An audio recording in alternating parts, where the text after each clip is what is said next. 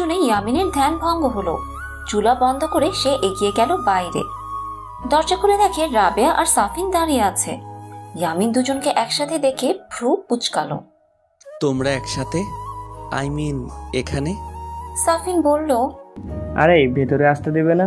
এখানেই দাঁড়িয়ে প্রশ্ন করবে? ইয়ামিন রাস্তা ছেড়ে দাঁড়ালো। দুজন ভেতরে প্রবেশ করলো। রাবেয়া ইয়ামিনকে বলল, আসলে আব্বু আম্মু আর ওনার আম্মু আসবেন কিছুক্ষণ পর, তাই আমরা ভাবলাম তাড়াতাড়ি চলে যাই আঙ্কেলের সাথে দেখা করার জন্য। ইয়ামিন হাত আড়াআড়ি ভাবে ভাঁজ করে বলল, আমি কি তোমাকে কিছু জিজ্ঞেস করেছি? আরে এতে রাগ কেন করছেন আপনি? সাফিন বলল, আচ্ছা তোমরা এখন থামো, আমি কিছুক্ষণের জন্য বাসায় যাচ্ছি। রাবিয়া তুমি তাহলে থেকো, আমি আম্মুকে একেবারে নিয়ে আসবো। ইয়ামিন বিরক্ত হয়ে বলল, ওকে সাথে নিয়ে যাও। সাফিন রাবেয়ার দিকে তাকালো ইয়ামিনের কথা শুনে। রাবেয়া লম্বা নিঃশ্বাস ফেলে বলল, সাফিন ভাই আপনি চলে যান, আমি আঙ্কেলের কাছে যাচ্ছি। সাফিন শুনে দ্রুত চলে গেল। তার ইচ্ছে করছে না তাদের ঝগড়ার সাক্ষী হওয়ার। ইয়ামিন দরজা বন্ধ করে বলল, তোমার কি ভয় করে না? আব্বু বিছানা থেকে উঠতে পারেন না, আমি একা বাসায়, আর তুমি ঢ্যাং ঢ্যাং করে চলে আসলে। রাবেয়া ভ্রু কুঁচকে ইয়ামিনের দিকে তাকিয়ে বলল, হতে পারেন আপনি বদমেজাজি, কিন্তু মেয়েদের খুব সম্মান করেন, আমি তা জানি। বলেই রাবেয়া ঘুরে হাঁটা ধরল। ইয়ামিন বলল, ভুলে যেও না, আমি সেই ছেলে যে তোমার ওড়না ধরে টেনেছিলাম, আর কি বলেছিলাম মনে আছে তো? রাবেয়া দাঁড়ালো। পেছনে ফিরে ইয়ামিনকে দেখলো। ইয়ামিন শান্ত দৃষ্টিতে তাকিয়ে আছে। লম্বা নিঃশ্বাস ফেলে বলল, সব মনে আছে, কিন্তু আমি জানি আপনি বিশ্বাস ভাঙার মতো মানুষ না। রাবেয়া চলে গেল সুলতান সাহেবের ঘরে। ইয়ামিন দাঁড়িয়ে রইল। বেশ কিছুক্ষণ দাঁড়িয়ে থেকে রান্নাঘরে চলে গেল। কাপে চা ঢেলে বাবার ঘরে গেল। গিয়ে দেখে রাবেয়া বাবাকে নাস্তা খাইয়ে দিচ্ছে। ইয়ামিন এগিয়ে গেল, ট্রের উপর কাপ রেখে বলল, আপনার চা? দুপুরের জন্য কি রান্না করব? রাবেয়া ইয়ামিনের দিকে তাকিয়ে বলল, আপনার কিছু রান্না করতে হবে না। রুটির অবস্থা দেখে আমার মন ভরে গিয়েছে। জানেন আঙ্কেলের চিবাতে কত কষ্ট হচ্ছে? আমি কখনো রান্না করিনি, কিন্তু বাবার জন্য চেষ্টা করছি। বাবা বললেন, আমি চাই না আমার জন্য তুমি এত কষ্ট করো। কাল থেকে বাহির থেকে নাস্তা নিয়ে এসো। তারপর নাস্তা খেয়ে আপনি অসুস্থ হয়ে পড়ুন, তাই তো? আচ্ছা থামুন আপনারা, আগামীকাল থেকে নাস্তা আমি নিয়ে আসব, আপনি শুধু চাটা বানিয়েন। রাবেয়ার কথা শুনে ইয়ামিনের ঠোঁটের কোণে হালকা হাসি ফুটে উঠল। কেউ তার দিকে তাকালে বুঝবেও না সে হাসছে। সে চেয়ার টেনে বসলো। সুলতান সাহেবকে রাবেয়া খাইয়ে দিচ্ছে।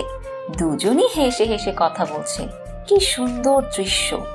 ইয়ামিন বুক ভরে নিঃশ্বাস নিল। খুব শান্তি লাগছে তার। নাস্তা খাইয়ে দিয়ে রাবেয়া চায়ের কাপ বাবার দিকে এগিয়ে দিল। এখন আপনি চা পান করুন, তারপর ওষুধ খেতে হবে। সুলতান সাহেব রাবেয়ার মাথায় হাত রেখে বলল, সবসময় সুস্থ সবল থাকো মা, যে বাড়িতে যাবে সেই বাড়ির লক্ষ্মী বউ হয়ে উঠবে। বউ? আঙ্কেল, আমি কোথাও যাচ্ছি না। এটা বলে লাভ নেই, শুধু তাড়াতাড়ি তুমি তোমার বাড়ি চলে যাও। আমি আপনাদের ছেড়ে কোথাও যাচ্ছি না, আর আমি জানি আমার বিয়ে হবে না। কে বলল? আমি তো জানি আমার মেয়ের জন্য পাত্র তৈরি। রাবেয়া চমকে উঠল। মাথা নিচু করে চোখ ঘুরিয়ে একবার ইয়ামিনের দিকে তাকালো। ইয়ামিনের দৃষ্টি বাবার দিকে। রাবেয়া আবার বাবার দিকে তাকিয়ে বলল, পাত্রী তৈরি মানে পরে বলবো। খুব ভালো মেজাজে ছিল ইয়ামিন। হঠাৎ করে বিগড়ে গেল। উঠে দাঁড়ালো সে। মাথা ঝিমঝিম করছে। হন হন করে ঘর থেকে চলে গেল। রাবেয়া তাকালো ইয়ামিনের যাওয়ার পথে। হঠাৎ বুকের ভেতরে তুফান শুরু হয়ে গেল। সুলতান সাহেব বললেন, পাত্র তৈরি। ইয়ামিন শুনে চলে গেল। ইয়ামিন কি লজ্জা পেয়ে চলে গেল? আর সুলতান সাহেব কি ইয়ামিনের কথাই বলছে?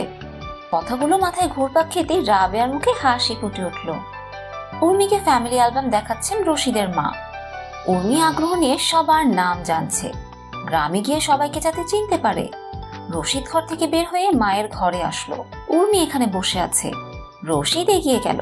কয়েকবার উর্মিকে ইশারায় ডাকলো, কিন্তু উর্মি তাকাচ্ছেই না। রশিদ ভ্রু কুচকালো। ওয়ার্ড্রোবের সামনে গিয়ে দাঁড়ালো। আস্তে আস্তে ওয়ার্ড্রোবের উপর টোকা দিয়ে শব্দ করতে লাগলো। এক সময় উর্মি তাকালো তার দিকে। রশিদ ইশারায় বলল ঘরে আসতে। উর্মি না সূচক মাথা নাড়িয়ে আবার অ্যালবামের দিকে তাকালো। রশিদ হা হয়ে গেল। মন খারাপ করে বেরিয়ে গেল ঘর থেকে। উর্মি রশিদের যাওয়ার দেখে নিঃশব্দে হাসলো। রশিদ ঘরে এসে টিভি দেখছে। কিছুক্ষণ পর উর্মি আসলো ঘরে। রশিদ এক নজর তাকে দেখে আবার টিভির দিকে তাকালো। উর্মি এক হাত কোমরে দিয়ে বলল, বাহ, বিয়ের 2 দিন হতে না হতে রাগ অভিমান শুরু হয়ে গেল। কিন্তু আপনি কেন শুরু করলেন? এটার উপর তো আমার অধিকার। রশিদ জবাব দিল না। উর্মি চোখ ছোট ছোট করলো। আস্তে করে দরজা বন্ধ করে বলল, আচ্ছা, সমস্যা নেই, রাগ অভিমান ভাঙা না হয় আমি শুরু করি। উর্মি এগিয়ে গেল। হাত থেকে চুড়ি খুলে ড্রেসিং টেবিলের উপর শব্দ করে রাখলো। রশিদ তাও তাকালো না। উর্মি গিয়ে রশিদের পাশে বসলো। আচ্ছা, আর ঢং করতে হবে না। আন্টির সামনে থেকে হঠাৎ এসে পড়লে উনি কি ভাবতেন বলুন তো? আমি কিছু বলেছি তোমাকে? না তো। এখন ডিস্টার্ব করো না, আমি টিভি দেখছি। উর্মি রশিদের শার্টের কলার ধরে টেনে নিজের কাছে নিয়ে আসলো। উর্মির চোখে চোখ পড়তে রশিদ দুবার চোখের পলক ফেললো। উর্মি রশিদের গালে হাত রেখে বুড়ো আঙ্গুল গালে বোলাতে বোলাতে বলল, বউ থেকে টিভি বেশি ইম্পর্টেন্ট? রশিদ না সূচক মাথা নাড়ালো। উর্মি ফিক করে হেসে বলল, ভেঙে গেল তো রাগ। ডাক্তার সাহেব, আপনার দ্বারা রাগ হবে না। বলেই উর্মি খাট থেকে নামতে নিল। রশিদ ধরে ফেললো উর্মির হাত। উর্মি রশিদের দিকে তাকাতে রশিদ তাকে টেনে কাছে নিয়ে আসলো। দুজনে নিঃশব্দ একে অপরের দিকে তাকিয়ে আছে। রশিদের আঙ্গুল ঘুরে বেড়াচ্ছে উর্মির চুলে। উর্মি মুচকি হেসে বলল, একটা কথা বলি? বলো। উর্মি রশিদের বুকে গাল ঠেকিয়ে বলল, ভালোবাসি আপনাকে। রশিদের মুখে বড় হাসি ফুটে উঠল। উর্মির কপালে চুমু দিয়ে শক্ত করে জড়িয়ে ধরল। ইয়ামিন গম্ভীর হয়ে বসে আছে। রাত তার মাথায় ঘুরপাক খাচ্ছে। যে কোনো সময় বোমের মতো বিস্ফোরণ হতে পারে। রাবেয়া সুলতান সাহেবকে ওষুধ খাইয়ে ঘর থেকে বের হলো। রান্নাঘরে উকি দিয়ে দেখে কেউ নেই। ইয়ামিনের ঘরের দিকে হাঁটা ধরলো। দরজা হালকা ফাঁকা। রাবেয়া উকি দিয়ে দেখে ইয়ামিন চুপচাপ বসে আছে। তুফান আসার আগে পরিবেশ যেমন শান্ত থাকে তেমন। রাবেয়ার মন বলছে ইয়ামিন রেগে আছে। তাকে আরেকটু রাগাতে পারলে সে শান্তি পাবে। রাবেয়া মুখ টিপে হেসে এগিয়ে গেল। কি ব্যাপার, হঠাৎ এসে পড়লেন যে? আঙ্কেল জিজ্ঞেস করছিলেন আপনার কথা। যাও এখন, আমি কিছুক্ষণ একা থাকতে চাই। যাব না, বলুন কি হয়েছে? ইয়ামিন মাথা তুলে রাবেয়ার দিকে তাকালো। চোখ দুটো লাল হয়ে আছে, যেন এখনই ফেটে রক্ত বেরিয়ে যাবে। তোমাকে সব জানানো প্রয়োজন মনে করি না, যাও বলছি। আরে যাবো তো, আগে বলুন পাগলা গরুর মতো ফুঁসছেন কেন? জিজ্ঞাসা করে রাবেয়া হাসলো। ইয়ামিন দাঁড়ালো। রাগে শরীর কাঁপছে তার। হাত মুঠো শক্ত করে বলল, কি চাও তুমি? তোমাকে কতবার বলবো তোমাকে দেখলে আমার ঘৃণা হয়? রাবেয়া হাসি থামিয়ে ফেললো। ইয়ামিন এক কদম এগিয়ে এসে বলল, তোমাকে দেখলে আমার ইলিয়াসের কথা মনে পড়ে। মনে পড়ে তোমার কারণে আমার ভাই আজ এই দুনিয়ায় নেই। রাবেয়া যেন আকাশ থেকে পড়লো। আমার আমার জন্য? হ্যাঁ, তোমার জন্য। ইয়ামিন গর্জে উঠল। তার গলা কাঁপছে। তোমার জন্য, একমাত্র তোমার জন্য আমি আমার ভাইকে হারিয়েছি। তোমার সম্মান, তোমার বাবার সম্মানের কারণে। না হলে তোমার মতো মেয়েদের জন্য কে নিজের কলিজার টুকরাকে বিসর্জন দিবে? আমার মতো মেয়ে মানে? মিস রাবেয়া, তুমি ভালো মতো জানো তুমি কেমন। আরে ছোটবেলা থেকে নিজের চোখে দেখে এসেছি তোমাকে। আমার ভাই কখনো কোনো মেয়ের দিকে বাজে নজরে দেখেনি। তুমি ওর সামনে কিভাবে চলাফেরা করতে নিজের চোখে দেখেছি। রাবেয়া থমকে গেল। ইয়ামিনের কোনো কথা তার মাথায় ঢুকছে না। ইয়ামিন আবার বলল, নিজের বাবা মা আর আমার বাবার সামনে তুমি এমনভাবে চলাফেরা করো যেন ভাজা মাছ উল্টিয়ে খেতে জানো না। অথচ ইলিয়াসকে নিজের বেস্ট ফ্রেন্ড বলে ওর সাথে ঘেঁষে এক সোফায় বসে হাসি ঠাট্টা করতে। রাবেয়া হাত মুঠো শক্ত করে মাথা নিচু করে ফেললো। ইয়ামিন দাঁতে দাঁত চেপে বলল, কোনো মেয়ে এতটা কাছে আসলে কোন ছেলে নিজেকে ধরে রাখতে পারবে বলো আমায়? তোমার উস্কানিতে ইলিয়াস এত বড় পাপ করেছে। আচ্ছা, একটা কথার উত্তর দাও তো, তোমার কি আদৌ দর্শন হয়েছিল নাকি স্বেচ্ছায় বিলিয়েছ নিজেকে? রাবেয়া পারছে না নিজেকে সামলাতে। এদিক সেদিক দেখে ইয়ামিনের দিকে তাকালো। ইয়ামিন ঘন ঘন নিঃশ্বাস ফেলছে রাগে। রাবেয়ার চোখ ভিজে আসলো। কান্না থামাতে পারছে না, গলা ব্যথা করছে তার। ইয়ামিন লম্বা নিঃশ্বাস ফেলে বলল, অভিনন্দন। একজন ধর্ষিতা হওয়ার পরও তোমাকে এক একজন বিয়ে করার জন্য পাগল হয়ে যাচ্ছে। বলতে হবে নিজের রূপ দিয়ে কিভাবে জাদু করে তুমি তা ভালো মতো জানো।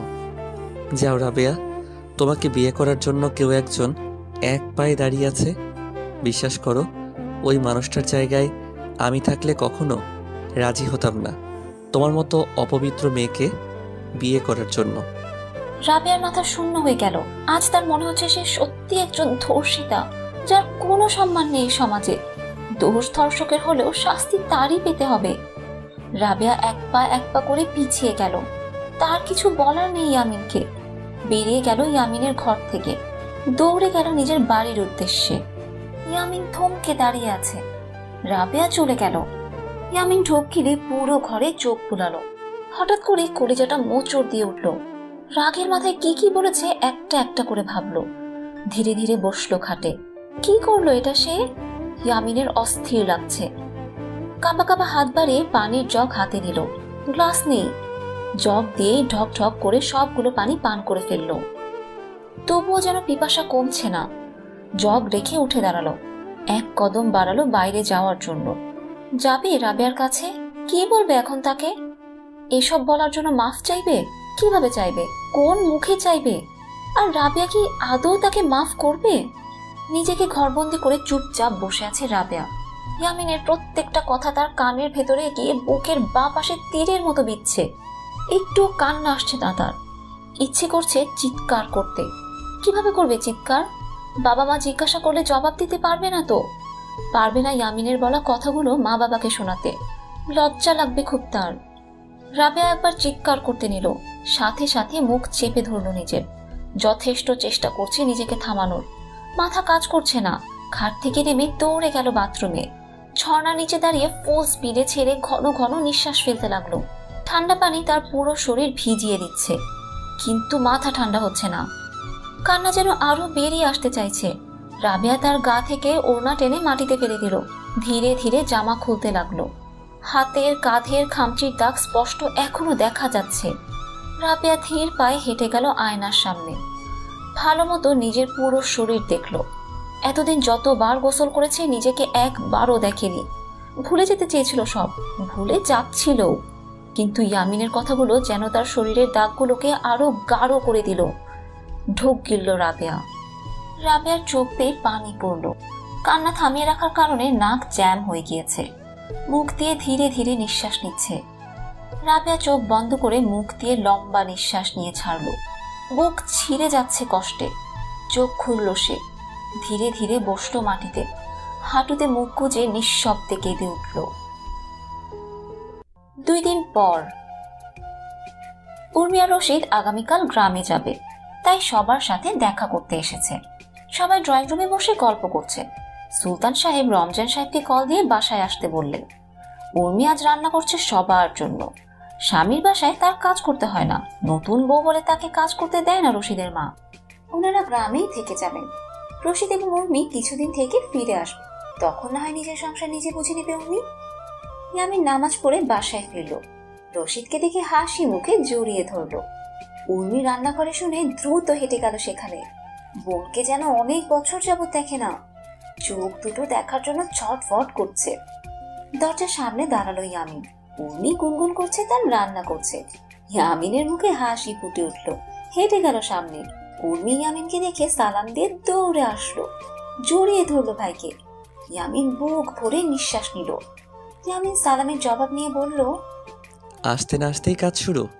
নিজের অবস্থা দেখুন, আমি যেতে না যেতে শরীরের এই হাল। আব্বুও শুকিয়ে গিয়েছে অনেকটা। ও, তো আজই বেশি বেশি করে খাইয়ে আমাদের মোটা করার জন্য রান্না করছো তুমি? ইয়েস, এমনই কিছু। 2 ভাই বোন হেসে উঠল। হঠাৎ করে হাসিটা মলিন হয়ে গেল। উর্মি মাথা নিচু করে ফেলল। চোখে পানি জমে গিয়েছে তার। ইয়ামিন বলল, তাকে মনে করে লাভ নেই। সবাই চিরকালের জন্য এই দুনিয়ায় আসেনি। এক না একদিন সবার যেতে হবে। উর্মি দ্রুত চোখ মুছে নিল। ইয়ামিনের দিকে হাসি মুখে তাকাতেই বাইরে থেকে রমজান সাহেবের কণ্ঠ ভেসে আসলো। উর্মি বলল, রাবেয়া এসেছে, রান্না তৈরি। ভাইয়া আপনি চুলা বন্ধ করে আসুন। বলেই উর্মি বাইরে গেল। ইয়ামিন দাঁড়িয়ে আছে। সত্যি কি রাবেয়া এসেছে? দ্রুত চুলা বন্ধ করে ইয়ামিন বাইরে গেল। হ্যাঁ, রাবেয়া এসেছে, বসে আছে উর্মির পাশে, কিন্তু চেহারায় আগের মতো হাসি নেই। ইয়ামিনের বুক মোচড় দিয়ে উঠল। হেঁটে গেল তাদের দিকে। রশিদ তাকে বসতে বলল তার পাশে। ইয়ামিন চুপচাপ বসে পড়ল। কিছুক্ষণ কথা বলে উর্মি রান্নাঘরে গেল। সবার জন্য আমের জুস বানিয়েছে সে, গ্লাসে ঢেলে নিয়ে আসলো। বেশ কিছুক্ষণ পর সে খেয়াল করলো রাবেয়া মন মরা হয়ে বসে আছে। উর্মি ভ্রুকুচকে বলল, রাবেয়া কি হয়েছে তোমার? পরিবেশ হাসি ঠাট্টায় মেতেছিল। উর্মির প্রশ্ন শুনে সবাই রাবেয়ার দিকে তাকালো। রাবেয়া মাথা তুলে উর্মির দিকে তাকিয়ে মুচকি হাসলো। কিছু তো হয়েছে, আমি তোমাকে খুব ভালো মতো চিনি, বলো আমায় কি হয়েছে? রাবেয়া জবাব দিল না। আসফিয়া বেগম বললেন, আসলে আমি ওকে জুলেখা আপার প্রস্তাবের কথা বলেছি, তাই হয়তো ওর মন খারাপ। স্বাভাবিক আন্টি, এক বাচ্চার বাবার প্রস্তাব এসেছে, ওপর দিয়ে এত বয়স, ইনফ্যাক্ট ভাইয়ার থেকেও 5 বছরের বড়। রাবেয়া তোমাকে কেউ জসিম ভাইয়ের সাথে বিয়ে দিচ্ছে না, তুমি চিন্তা করো না। ইয়ামিন কপাল কুচকালো। জসিম ভাইয়া মানে? তার কিছুই মাথায় ঢুকছে না। রশিদ বলল, রাবেয়া খুব ছোট জসিম ভাইয়ার তুলনায়, ওনার বদলে শাপিন হলেও চলতো। আবার ওনার একটা বাচ্চাও আছে। রাবেয়া এখন বাচ্চা লালন পালন করার মতো পরিস্থিতিতে নেই। সবাই ভাবলো রশিদ ঠিকই বলছে, জুলেখা আপাকে না করে দিবে। হঠাৎ রাবেয়া বলে উঠল, কিন্তু আমি তো রাজি। একটা কেন, 10টা বাচ্চাকে লালন পালন করার মতো অবস্থায় আছি আমি। সবাই অবাক হয়ে রাবেয়ার দিকে তাকালো। রাবেয়া মুচকি হেসে মাথা নিচু করে ফেলল। রাবেয়ার মুচকি হাসিটা ইয়ামিনের পুরো দুনিয়া ওলট পালট করে দিল নিমিষেই। সবার অবাকে ভরপুর দৃষ্টি রাবেয়ার দিকে। রাবেয়া মাটির দিকে তাকিয়ে আছে। উর্মি জোরপূর্বক হাসি দিয়ে বলল, এটা দুষ্টুমি করার সময় না রাবেয়া। রাবেয়া উর্মির দিকে তাকিয়ে শান্ত গলায় বলল, আমাকে দেখে কি মনে হচ্ছে আপু, আমি দুষ্টুমি করছি? মাথা খারাপ হয়ে গেছে তোমার? চড় খাওয়ার ইচ্ছে জেগেছে বুঝি? আমাকে তুমি কেটে ফেললেও আমি বলবো আমি এই বিয়েতে রাজি। জুলেখা আন্টির বড় ছেলেকে বিয়ে করতে আমার কোনো আপত্তি নেই। উর্মি দাঁড়িয়ে পড়ল। দাঁতে দাঁত চেপে রশিদের উদ্দেশ্যে বলল, শুনেন, ও চিকিৎসা করান তো, হয়তো মাথার সমস্যা হয়ে গেছে। তুমি কি আমাকে বাচ্চা ভেবেছো আপু? আমি যা বলছি বুঝে শুনে বলছি। আচ্ছা তুমি বলো, তুমি কি ভেবেছিলে রশিদ ভাইয়ের সাথে তোমার বিয়ে হবে? এখানে আমার বিয়ে আসলো কোত্থেকে? ভাগ্যের খেলা বলছি তোমাকে। আল্লাহ আমাদের ভাগ্যে কি লিখে রেখেছেন আমরা কেউ জানি না। হয়তো আমার ভাগ্যে জসিম নামক মানুষটা লেখা। আমি এই লেখা টেখা বুঝি না রাবেয়া, তুমি বুঝতে পারছো কি বলছো তুমি? আপু এই প্রস্তাবে খারাপ কি আছে বলো আমায়? জুলেখা আন্টির ছেলে কি খারাপ? ওনার বয়স বেশি, নাকি ওনার একটা ছেলে আছে বলে রাজি হচ্ছ না?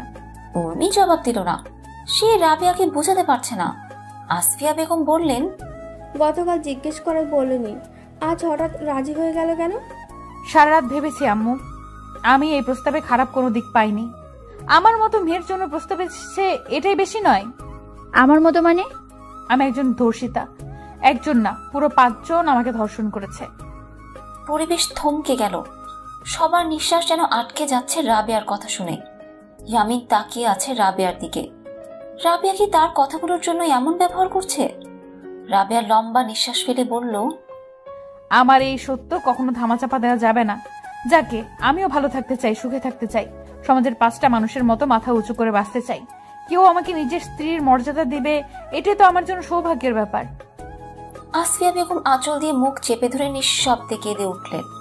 রাবেয়া এক নজর মাকে দেখে বলল, দেখো কাণ্ড, আমি আমার মনের কথা বলছি আর আম্মু কান্না করছে। কি হয়েছে রাবেয়া, কেউ কিছু বলেছে? আমার অস্তিত্ব আমাকে আমার আসল জায়গায় আঙুল দিয়ে দেখিয়ে দিয়েছে। ইয়ামিন মাথা নিচু করে ফেলল। চোখ ঝাপসা হয়ে আসছে তার। উর্মি বলল, দেখো আমি তোমাকে খুব ভালো মতো চিনি, তুমি এমন কথাবার্তা বলার মানুষ না। বাহ, আমি ছাড়া আমাকে সবাই ভালো মতো চিনে মানে? রাবেয়া প্লিজ। আপু প্লিজ, আমি খুব ভেবে চিনতে রাজি হয়েছি। বিশ্বাস করো আমি খুব সুখে থাকবো। তুমি তো আমার সবচেয়ে কাছের, তুমি কি আমার উপর ভরসা করবে না?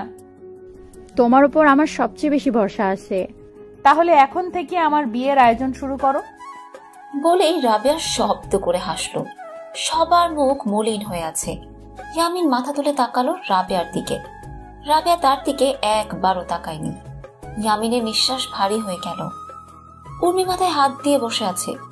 রশিদ একবার গাড়ি চালাচ্ছে আর একবার উর্মিকে দেখছে। রাস্তা জ্যাম হতেই গাড়ি থামিয়ে বলল, এত টেনশন করছো কেন? অসুস্থ হয়ে যাবে তো। রাবেয়াকে কেউ নিশ্চয়ই কিছু বলেছে, হঠাৎ এমন ব্যবহার কেন করবে?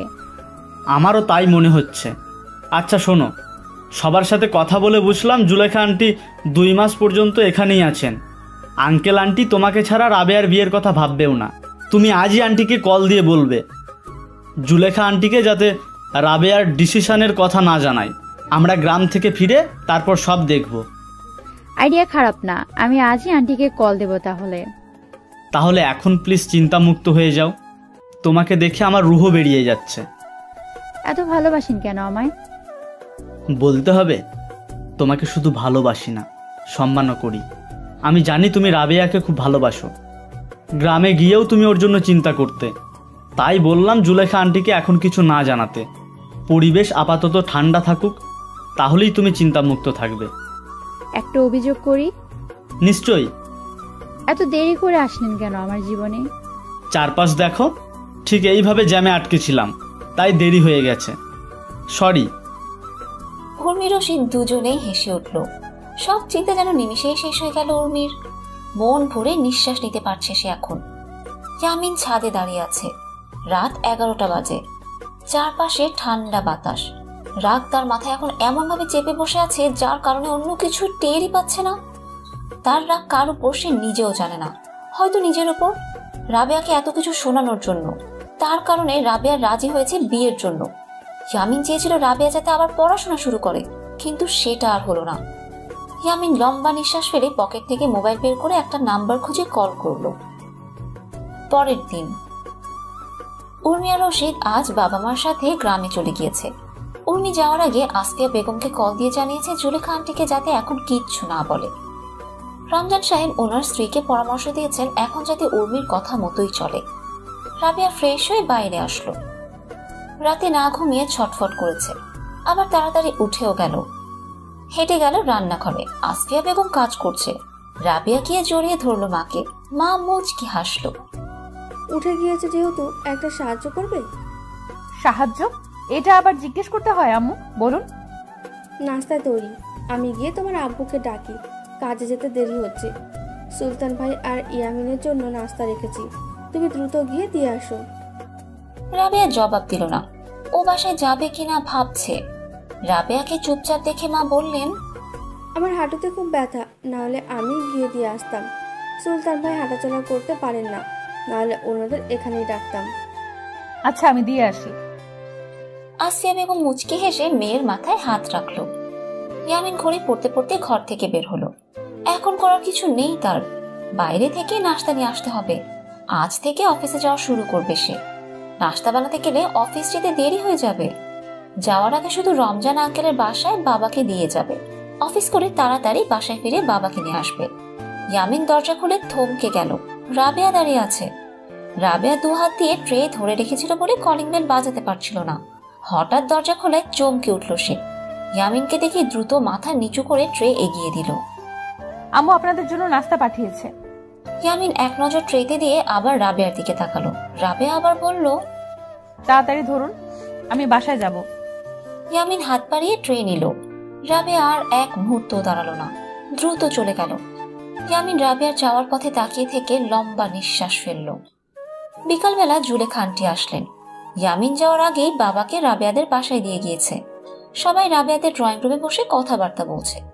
রাবেয়া পারছে না উঠে যেতে, মা না বলেছে তাই। জুলেখা আন্টি হয়তো বিয়ের কথা বলতে এসেছে। অভিমান করে রাজি তো হয়ে গিয়েছে রাবেয়া, কিন্তু এখন অস্বস্তি হচ্ছে তার। জুলেখা আন্টি বারবার কথা ঘুরাচ্ছে। ওনার চেহারা দেখে সবাই বুঝতে পেরেছে উনি নিশ্চয়ই কিছু বলতে এসেছে, কিন্তু বলতে পারছে না। একসময় আসফিয়া বেগম জিজ্ঞাসা করলেন, আপা, আপনি কিছু বলতে চাচ্ছেন? আমরা ভালো মতো বুঝতে পারছি, যা বলবেন নিশ্চিন্তে বলুন। আসফিয়া বেগমের কথা শুনে জুলেখা আন্টি দীর্ঘশ্বাস ছাড়ল।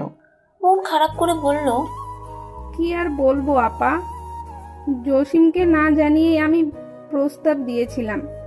রাতে তাকে রাবেয়ার কথা বলেছি। ছেলে রাগের বশে আমাকে ইচ্ছা মতো বকলো। সে এখন বিয়ে করবে না। এখন কেন, কখনোই করবে না। রাবেয়া যেন প্রাণ ফিরে পেল।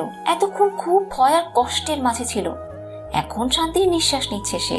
বড়রা কথা বলছে। রাবেয়া চুপচাপ কিছুক্ষণ বসে থেকে নিজের ঘরে চলে আসলো। ইয়ামিন স্যারকে বলে তাড়াতাড়ি ছুটি নিয়ে নিয়েছে। অফিস থেকে 3-4টা কাজের ফাইল নিয়ে রওনা হলো। বাকি কাজ বাসায় করে নিবে। সর্বপ্রথম ইয়ামিন বাসায় গেল। গাড়ি পার্ক করে নিজের ঘরে গিয়ে ফাইল রেখে বাসা থেকে বের হলো। চলে গেল রাবেয়ার বাসায়। কলিং বেল বাজিয়ে দাঁড়িয়ে আছে। দরজা খুলল রাবেয়া। ইয়ামিনকে দেখে দ্রুত দরজা থেকে সরে গেল। ইয়ামিন হেঁটে গেল ভেতরে। আঙ্কেল আন্টিকে সালাম দিয়ে বাবাকে বলল, চলুন বাসায় যাওয়া যাক। আমি এখন থেকে তাড়াতাড়ি বাসায় আসব। আপনি ততক্ষণ এই বাসায় থাকবেন? সবই ঠিক আছে, কিন্তু এখনই বাসায় যাবে মানে? রাতে একবার খাবার খেয়ে তারপর যাবে। না আঙ্কেল, আমি রান্না করে নিব। তুমি কেমন রান্না করো সেটা আমরা জানি। আর বাবা, মহিলাদের হাতের রান্নার স্বাদই আলাদা। ওনাদের মতো রান্না আমরা পাবো না। বসো তুমি। রাবিয়া, ইয়াসমিনের জন্য ঠান্ডা শরবত নিয়ে আসো। রাবেয়া বাবার কথা মতো ইয়ামিনের জন্য শরবত নিয়ে আসতে গেল। ইয়ামিন শতবার না করার পরেও কেউ তার কথা শুনল না। আসফিয়া বেগম তাকে জোর করে বসিয়ে রাখলো। এমনিতেও কিছুক্ষণ পর রাতের খাবার খাওয়ার সময় হবে। রাবেয়া শরবত নিয়ে আসলো। ইয়ামিন শরবত পান করতে করতে জানলো জুলেখা আন্টির সম্পর্কে। জসিম রাজি হয়নি শুনে ইয়ামিন সবাইকে জানালো তার ভীষণ আফসোস হয়েছে। আর চোখে রাবেয়ার দিকে তাকালো।